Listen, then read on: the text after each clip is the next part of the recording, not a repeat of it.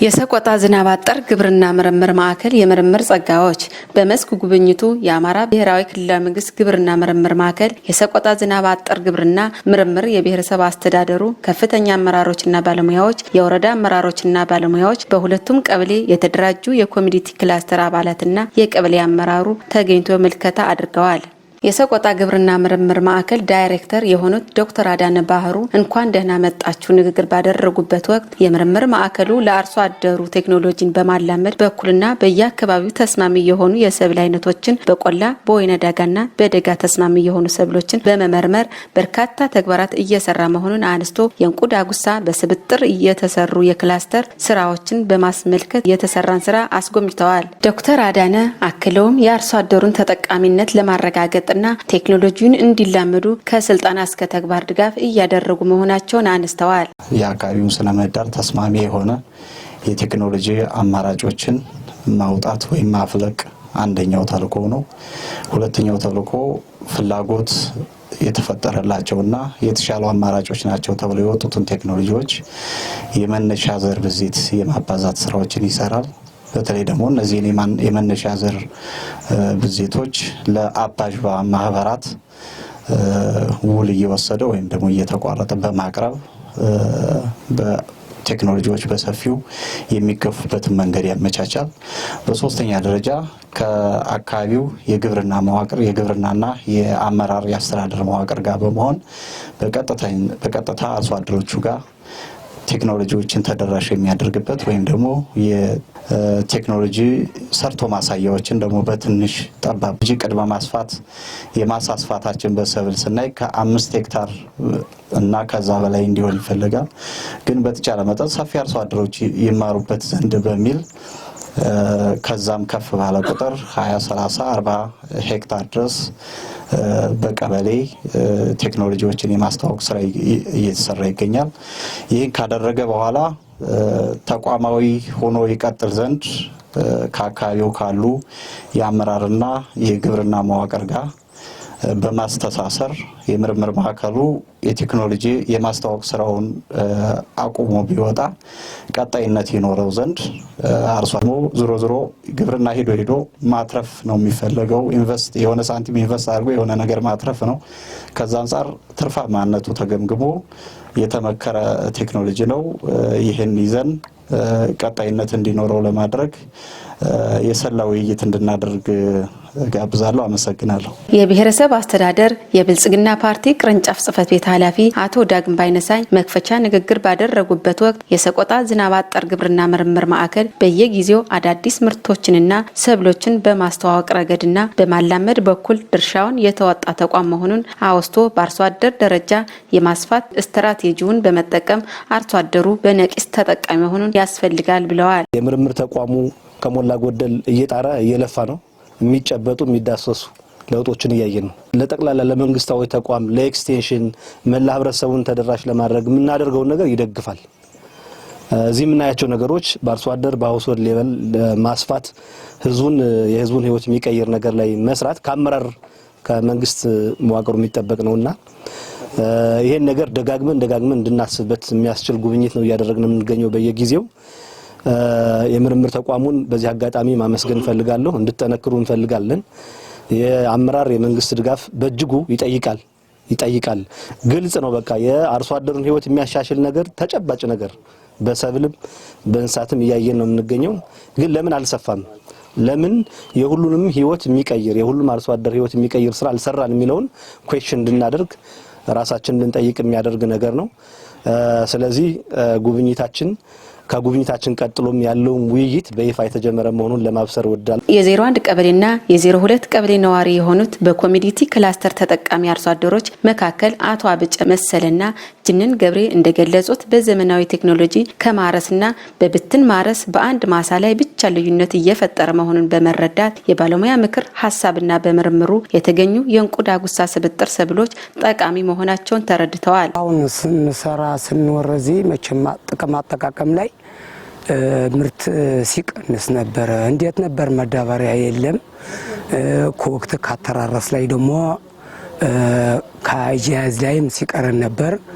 በአሁን ሰዓት ግን መንግስት በያዘው ግብርና ባስተማረን እሱ ልክ ባለው ልክ ዝናብ ጠብ እንዳለ ጥመዱ በተባለው ሰዓት ጠምደን በስነ ስርዓት ከስክሰን ቆይተን ማለት ነው።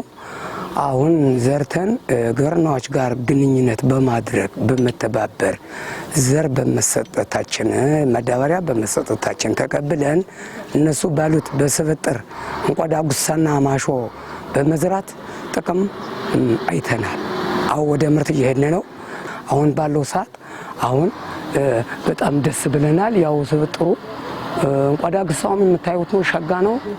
ያው ይሄ ማሾ ትንሽ ተባይ ነካ ነካ በማድረግ ትንሽ እንትን የሚል አለ። ዞሮ ዞሮ እሱንም ከሌላዎቹ አሁን ገጠር ካሉት የተሻለ የተባለው ይሄ ነው።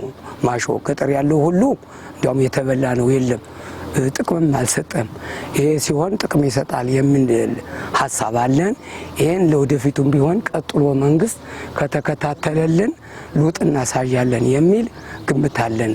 መንግስት ብቻ ቋሚ አርጎ ድንቅ አርጎ ካስተማረን እኛ ለውጥ እናሳያለን የሚል ግንዛቤ አለን ብዬ ነው ማስቀመጠው። እንቋ ዳጉሳ መዝራት የጀመርኩት ሐምሌ 3 ጀምሬ እስከ 14 ድረስ አርሼ ጨርሻለሁ።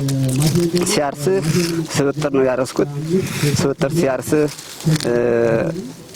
የከፋኝ ነገር አላገኘንም። እስካሁን ያለው ምርት ለኛ ዞሮ ዞሮ ያረሱትን ሰዎች ላረስነ ሰዎች ይጠቅማል ብለን ነው ያለ ነው። የሚጠቅም ነው። እህሉ ቸጋ ነው ለኛ 2004 ጀምረን እስካሁን እቺ መሬት ዘርተነዋል። በማሾም በዳጉሳም ዘርተነዋል። ስንዘራ ጀምረን 20 ከሻ 30 ከሻ የምናገኘው እስካሁን አሁንም እሱ ይሆናል ብለን ጠብቀን ያለን። ስብጥር መዝራት ጥቅሙ ለዳጉሳው አንድ ትልማ ስብጥር ማሾን ስንዘራ አንድ ትልማ እንቋ ዳጉሳን ስንዘራ ግን ለዚህ የተዘራው ጥቅሙ ማሾ ይጠቅማል። እንቋ ዳጉሳው ማሾ ለእንቋ ዳጉሳ ይጠቅማል ብለን ነው የዘራ ነው። ስለዚህ አሁንም ትንሽ ያው ታች ያሉቱ አረሞ ላረም አቅም የሌሉቱ ጋር ያው ይቀር እንጂ አቅም ያሉቱ ግን ይጠቅማል። 10 ኩንታል አቅንቻለሁ። 10 ኩንታል አቅንቼ ወደ 80 ሺህ ብር አቅንቼዋለሁ። ለማንም ህብረተሰቡም ብዙም ያልገቡብ ነበር በዛን ሰዓት። እኔ ግን ይሄን ያህል አግኝቼ ከዛ ወደዚህ እንኳን ለራሳችን እንቋ ዳጉሳ የሰጡት አካል እንኳን ድርጅቱ ይሄን ያህል እየሰጠ ባይሰጡም ህብረተሰቡ አሁን አብዛኛው ሁሉ እሱን አርሱት ያለው ዛሬን አመት ማለት ነው። ስለዚህ እኔ 30 አሁንም ወደ 30 ከሻ አገኛለሁ ብዬ ነው የምጠብቀው። የዝቋላ ወረዳ ግብርና ጽሕፈት ቤት ኃላፊ አቶ ተሾመ ስመኝ እንደገለጹት በቅድሚያ የሰቆጣ ምርምር ማዕከል እያደረገ ያለው ድጋፍ ስር ነቀል ለውጥ የሚያመጣና በስፋት ከተጠቀምንበት ድህነትን ከስሩ ነቅሎ ለመጣል የሚያግዝ የአሰራር በመሆኑ ሁሉንም ባለድርሻ አካላትን አመስግነዋል። በ01 እና በ02 ቀበሌዎች ከ80 ሄክታር በላይ በእንቋ ዳጉሳ ስብጥር ሰብሎች በዘር መሸፈኑን አቶ ተሾመ ስመኝ አስረድተዋል። እሺ እንግዲህ እኛ እንደ ወረዳ የማሾ እና የእንቋ ዳጉሳ በተለይ እንቋ ዳጉሳ ክላስተር ላይ ባለፈው አመት ከእርሻ ምርምር ጋር ነው ስራ የጀመርነው። በተለይ ባለፈው አመት በተወሰነ ሄክታር ላይ ጀምረን ነበር እዚህ ሁለቱ ቀበሌዎች አካባቢ።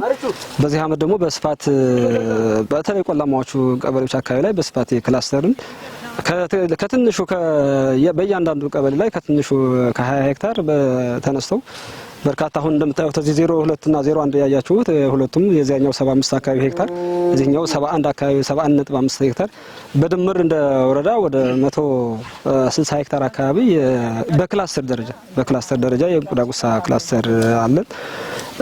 ክላስተር በዚህ ክላስተሩን ጀመረ እንጂ ክላስተር ብቻ አይደለም። በተለይ እንቋ ዳጉሳና ማሾ የእርሻ ምርምር ያመጣልን ዘርና አሁን አርሶ አደሩ ከጊዜ ጊዜ እያየው እንደው ከባለፉት አመታት ጋር እያየው ያለው ለዚህ አካባቢ ተስማሚ በጣም የተሻለ ምርት የሚሰጥ ደግሞ በክላስተር ማድረጋቸው ደግሞ ተባይን ከመከላከልም የተሻለ ውጤትም ከማግኘት አንፃር አርሶ አደሩ በጣም ተሞክሮ ያገኘበት ነው ያለው። አርሶ አደሩም ጭምር እያለን ያለው በቃ ይሄ ግብርና እርሻ ምርምር ያመጣልን ግብርና ያመጣልን ዘር በተለይ ይሄ ማሾና አሁን በአብዛኛው ሰብል ጭምር እየተሸፈነ ያለው አሁን በእንቁዳጉሳ ነውና ስለዚህ በርካታ እንደ ወረዳ ጭምር ከ600 ምናምን ሄክታር አካባቢ በላይ በእንቁዳጉሳ የተሸፈነ ነው ያለው። ስለዚህ ከባለፉት ዓመታት ስናይ ይሄ ዘር ለአካባቢው ተስማሚ ለአርሶ አደሩም ጭምር ተቀባይነት ያገኘ ምርትም ውጤታማ የሆነ የመጣ ዘር እንደሆነና አርሶ አደሩም ጭምር እየመሰከረ ያለና የተሻለ ምርት ለአካባቢያችን የተሻለ ምርት እየሰጠ ያለ ዘር ነው ማለት ነው።